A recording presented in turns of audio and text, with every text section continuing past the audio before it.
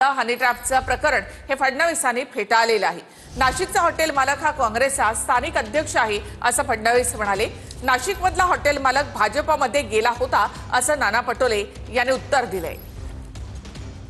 एका महिलेने तक्रार केली आणि त्यानंतर त्यांनी ती तक्रार परतही घेतली। एका उपजिल्हाधिकाऱ्याच्या संदर्भात अशा प्रकारची तक्रार होती आणि आपण म्हणजे आता मला काही राजकीय पॉलिटिसाइज करायचं नाही, पण आपण सातत्याने व्यक्तीचा हॉटेल मालकाचा उल्लेख करताय। ती व्यक्ती काँग्रेसचा अध्यक्ष आहे, काँग्रेस पार्टीचा अध्यक्ष आहे। हा नाही नाही, पहिले त्याच्यावर इलेक्शन लढले आहे, इलेक्शन आहे बा। नाही नाही,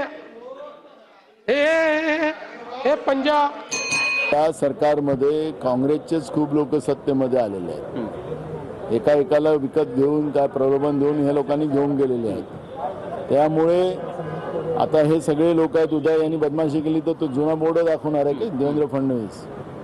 त्यामुळे जो होता 25 वर्षाच्या पहिले काँग्रेसमध्ये होता, आता तो यांच्याच काळामध्ये आता 3 हॉटेल त्यांनी बांधलेत। यांच्याच आशीर्वादाने ते